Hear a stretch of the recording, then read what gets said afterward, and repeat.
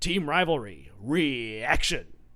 All right, how's it going, Big Ten football fans? This is Mackenzie with another 2023 Big Ten college football preview. We're going to talk now about a team that everyone loves to hate, the Ohio State Buckeyes. Well, maybe not everyone. I'm sure Ohio State fans don't hate the Buckeyes. That would make sense.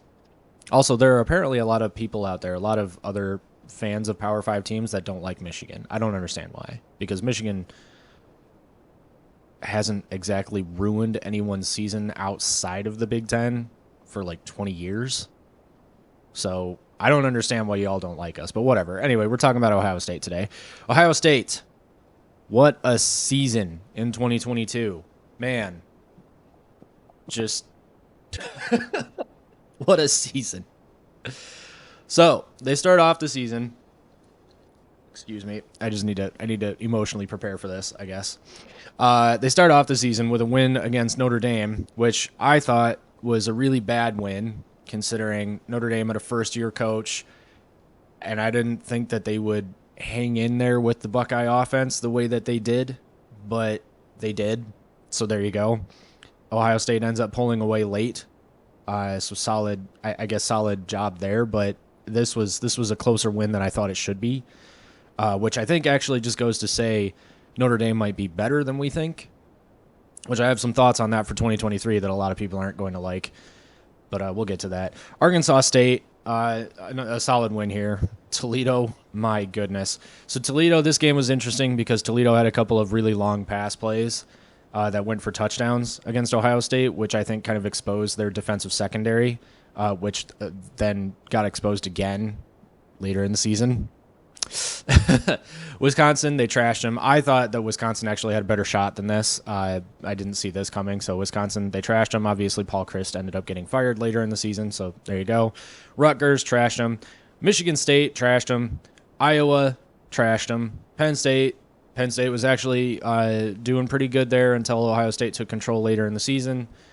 Later in the game. So there you go. Northwestern giving just everything they've got against, I think they played really close against Penn State, and then they played really close against Ohio State here. So, man, Northwestern just leaving it all on the field. And then Indiana, they trashed them. Maryland, man, this was a close game. I think Ohio State was looking ahead to Michigan. Michigan was doing the same thing with Illinois. So, I mean, it happens. But Maryland actually had a chance to win this game on the last drive.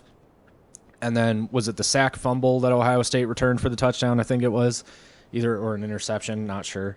But man, that was a close one. The 30 points that they gave up was really, I thought, very questionable for that defense.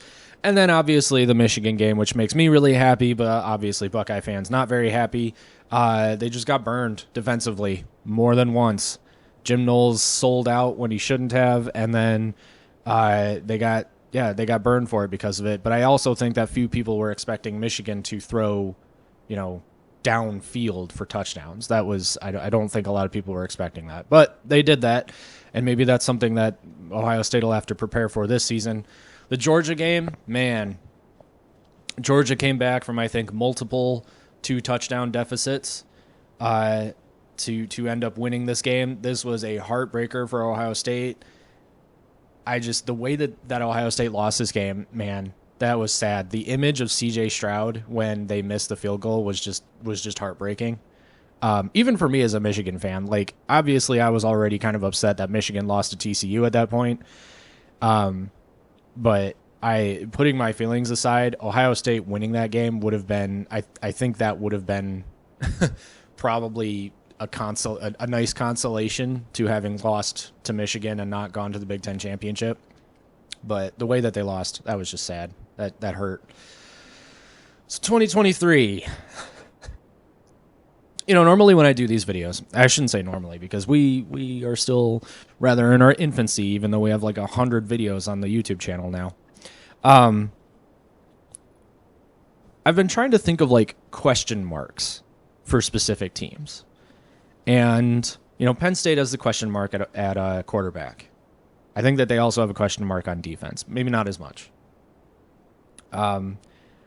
Michigan has a couple of question marks, I think, on defense as well. Illinois is just one big question mark. Ohio State's question marks. You look at a team like Ohio State, and under Urban Meyer, you get used to them. Just they don't rebuild, they reload. Right? That's the saying. I understand that any negative comment I make about Ohio State right now is going to be written off as just bitter Michigan fan talk, right? So I can't say anything. I'm going to anyway, but I understand that I'm biased.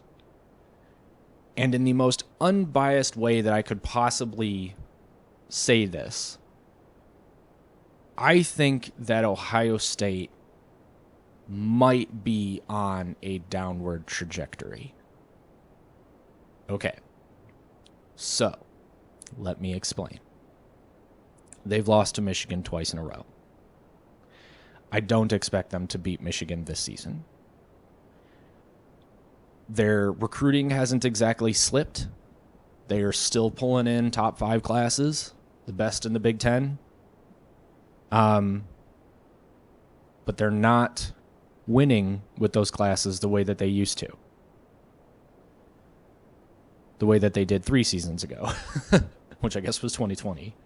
2020 doesn't count, but it was still a good season for Ohio State, so maybe they'd like to count it. That's fine. Count 2020. That's fine. To me, there might be a coaching issue. Now, I'm not saying that it's a huge issue because, again, they went 11-1. So is the question here is what happened here? Did Michigan just get better or is Ohio State getting worse? And I think it's a tad bit of both. I think defensively, look, they gave up 45 against Michigan. They gave up 30 against Maryland. They gave up 31 against Penn State. They gave up 20 against an okay Michigan State offense. They gave up 21 against a Wisconsin team that they did not put up very good numbers in, let's see, Washington State, 14 points. Ohio State, 21. Illinois, they put up 10 points. Michigan State, they put up 28 points. Purdue, they put up 35. Okay. Maryland, they put up 23. And so Ohio State on defense, I think, is starting to get a tad bit worse. And then you also have questionable results like the Notre Dame game. Is Notre Dame just that good on offense or defense rather? I don't know. I don't know a lot about Notre Dame.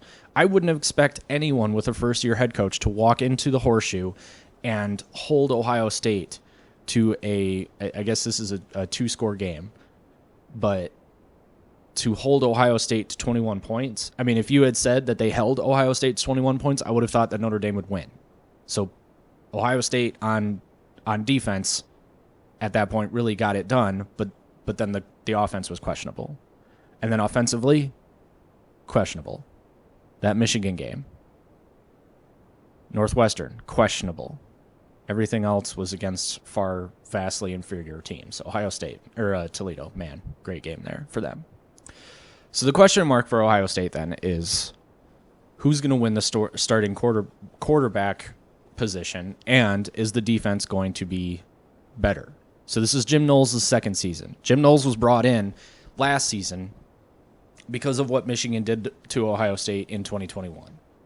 Okay, let's not pretend like he was brought in for very many other reasons. I mean, Ohio State's 2021 season was not great defensively. They did lose to Oregon. Okay, they had some okay numbers otherwise. I know they gave up 24 against Penn State. It's really not bad.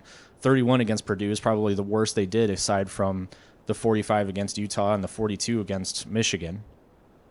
But this was the linchpin right here. This 21 game against Michigan was the linchpin that brought in Jim Knowles. And the same thing happens again. And against Georgia, the same thing happens again. So when this defense comes up against elite offenses, and yeah, I just said that. I just said that about Michigan's offense. Elite. Okay, they're good. Georgia, they're good.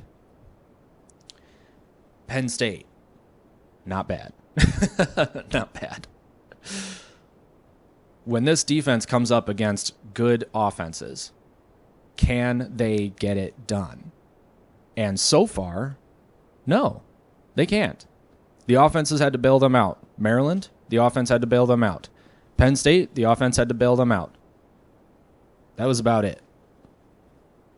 But what happens the next time the offense can't bail them out and you have a team put up 45 points? Well, this is what happens. And that's what I mean by I think Michigan is getting better and Ohio State is lacking a little bit. Now, I can't explain what happened against TCU. That was weird for Michigan. That was just a bad game for Michigan. Now, it wasn't that bad because Michigan ended up coming back and making it a one-score game, but you can't give up 52 points in a game and expect anyone to be like, well, they played them tough, on defense. That defense was supposed to be like the star of the show for Michigan in that game, and that's not what happened. So there's some questions there, and yeah, a lot of us are very upset about that. Michigan fans are. But Michigan's getting better, and Ohio State is seemingly getting worse because the tables have turned here. Now Michigan is beating pretty much everybody, including Ohio State, in the Big Ten anyway. And now Ohio State is losing is beating everybody but Michigan, which it used to be the other way around. Usually Michigan would beat everybody but Ohio State, and then Ohio State would just beat everybody anyway, even nationally. So anyway, I'm going on a little bit about this. So the quarterback battle at this point comes down to Kyle McCord and Devin Brown. I'm not sure where Devin Brown came from. To be completely honest, I don't know where he came from, and I didn't hear of him until like a couple of weeks ago. So I wonder if he was probably a recruit. Was he 2023 or 2022 maybe? I'm not entirely sure. I'll just do a quick look here, see if I can see. Devin Brown, quarterback. He's a 4-star from Utah, 6'2", 196 pounds. He's a little light, could stand to maybe put on a little bit of weight. But yeah, so he's a 4-star, so he's going to be competing. So here's the thing. Kyle McCord tossed for 190 yards last season, 80% completion percentage, 72 yards was his long, and he threw for a touchdown. Okay, he doesn't have a lot of experience, which means that he's coming into the 23 season inexperienced. Devin Brown would be a freshman, inexperienced. Right? He'd be a freshman, wouldn't he? He was a 2022. Oh, he was a 22 recruit. My bad. So he'd be a sophomore this year, unless he redshirted, which he probably did. So he's also inexperienced, though, which is just the byproduct of having someone as good as C.J. Stroud, which awesome for C.J. Stroud getting selected in the draft. Really happy about that. I like C.J. Stroud. I understand that a lot of Michigan fans say they like him because he lost to Michigan twice. Yeah, that's nice. But I think he's a great kid. I think he's a great quarterback, and I'm really excited to see what he can do in the NFL because I think he's just going to be good for the game. That aside, Kyle McCord and Devin Brown is his name. I think I've said it multiple times. Yeah, Devin Brown, geez, are both extremely inexperienced. And I don't know if anybody saw that spring game. I get it. The spring game is the spring game. I think JT Barrett didn't exactly have good spring games either, I want to say. But man, they didn't look good. Okay, they just didn't. And I think a lot of it was because of the question marks that Ohio State has on the offensive line. So you have to ask yourself then, is Ohio State's offensive line going to now be a problem in 2023? They have an entirely revamped offensive line. They have a quarterback battle happening between two very inexperienced players. But every other position is totally fine. They've still got Travion Henderson. They've still got Marvin Harrison Jr. They've still got JT Tuimoloau. They've still got Tommy Eichenberg on defense. JT as well on defense. Harrison and Henderson both on offense. Say that 5 times fast. So they've got weapons everywhere. And they did last year as well. But now you take the issue of are they losing to these really good teams? And then compound onto that, they've now got a QB controversy, battle, whatever. And compound onto that a questionable offensive line. So what does 23 look like? And this is where I'm going to get in trouble. Let's look at the 2023 season. Indiana, they're going to trash. I don't care who you are. You can give Travion Henderson the ball 100 times. Mayan Williams the ball 100 times. They can run over Indiana's defense. This is going to be a win. Youngstown State, that's a win. Western Kentucky, that's a win. Notre Dame. What is it? I mean, Notre Dame's got some questions too. Tommy Rees is now the offensive coordinator down at Alabama. Now, I don't think Saban brought him in to run Tommy Rees's offense. I think Saban brought him in to tell Tommy Rees to run Saban's offense. Tyler Buckner, I think was his name. Let me look this up just really quick. Tyler Buckner transfers to Alabama.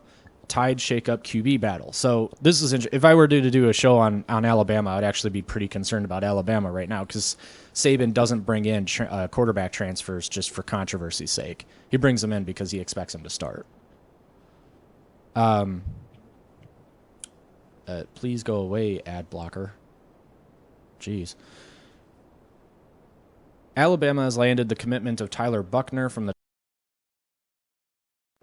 entered the 22 season as the starting quarterback for the Fighting Irish.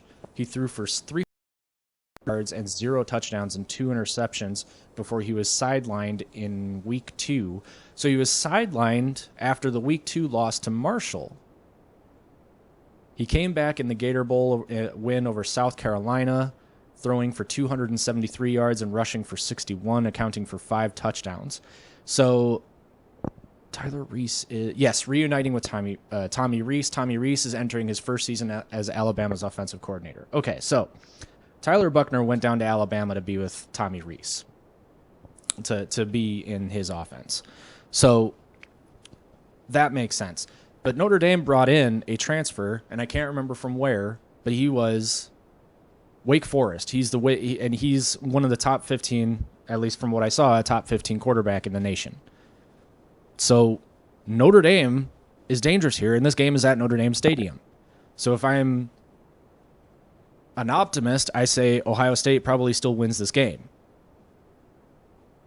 I don't think they do, guys. And I get it. I'm a Michigan fan. But Notre Dame played them close at Ohio State last season.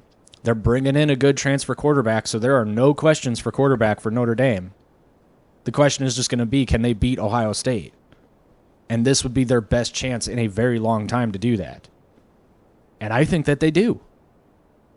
So I've got Notre Dame winning this game. So 1, 2, 3, 3-1. Maryland, Ohio State's going to beat. So that's 4-1. Purdue, Ross-Ade Stadium. Anybody got some PTSD down there in Columbus? 2018, anybody remember that? Is this, I mean, that alone makes me feel like I can't give this win to Ohio State right off the bat. I expect them to win. I'm going to count this as a win, but man, be careful. Penn State, that's a loss. I'm sorry, I talked about the Penn State Ohio State game in the Penn State video. So I talked about that a little bit already. Talking about it here for Ohio State. Penn State has their own QB issues. Question marks anyway. But the question mark is Drew Allar going to live up to the hype? If he doesn't, then that's fine. You're good. If he does, though, you're in some trouble because Ohio State doesn't have. The question for Ohio State isn't, is their quarterback going to be any good? The question is, who's going to be their quarterback? Who's going to be the quarterback behind that revamped offensive line? And that brings with it its own set of concerns. I think that this could be a loss for Ohio State, and I think that it will be. So I've got 2 losses so far. Wisconsin is at Wisconsin. That's a first-year coach under Luke Fickell. That'll be an interesting matchup. I think Ohio State wins this game. Rutgers, Ohio State wins. Michigan State, Ohio State wins. Minnesota, Ohio State wins. These Rutgers, Michigan State, Minnesota are just not as strong. Minnesota might be an interesting game depending on where they are at this point in the season, but they're just not as strong. Michigan, I'm sorry, Bucknuts, but you're going to lose 3 years in a row to Michigan. So the reason is because Michigan, again, doesn't have a QB controversy. They don't have an offensive line controversy. They don't have many question marks on defense. I think 1 or 2, maybe. Michigan is going to be a better team than they were in 21 and 22. And you have to play them on the road. You're going to lose to Michigan for the third year in a row. So that's 3 losses, so I've got them going 9-3. And that puts them at third place in the Big Ten. And I'm going to get so much crap for this. Look, and I'm not saying, like, it's not like I'm just sitting here like, oh man, I'm going to find every opportunity to trash Ohio State. Look, if they beat Notre Dame, then great. Give them 10-2, okay? Because I still don't think that they would beat Penn State and Michigan. If they beat Penn State, then I that's great, but you still have a little bit to prove before you can beat Michigan. And you don't really have a game in between Penn State and Michigan. That would be a litmus test for the Michigan game. So Penn State is kind of that litmus test. But that's at Ohio State. So it's not really a good look to say, like, okay, if they beat Penn State, that definitely means that they can beat Michigan. Yeah, they can beat Michigan, but they're probably not going to because they went 11-1 last season and they still lost. And that game was at home. So I'm going to get a ton of crap for this. I don't mean to just crap on the Buckeyes. It's not my game here. I'm trying to be unbiased. I'm finding question marks. And yeah, as a Michigan fan, this makes me a little excited because obviously there's nothing I'd like to see more than Ohio State not be very good. But that wouldn't be very good for the rivalry, would it? We want Ohio State and Michigan to both be good so that the rivalry is as good as it was last season and the season before that. Because, man, this has been some exciting times in the Michigan-Ohio State rivalry. It really has. Even if you're a Buckeye fan, you have to admit the rivalry has never been hotter. I mean, it may have been during the 10-year war, but at least in the last 20 years, this rivalry is heating up, which is awesome. Anyway, I still think that they're going to get a really good bowl game. I think that they'll actually go to the Rose Bowl because I think Penn State at this point with this schedule will probably go to the CFP. Michigan would go to the CFP. So you got Ohio State in third place going to the Rose Bowl, which, there you go. Consolation. Anyway, goodness gracious, I didn't realize this was going on for 20 minutes. My bad. If you enjoyed this video, which I'm guessing a lot of you probably didn't, consider giving it a like, please. Feel free to subscribe so you get more, content that you don't like. And let me know how trash you think my takes are in the comments section. Other than that, have a great day. We'll see you in the next video. If I can figure out how to turn this off. Hey!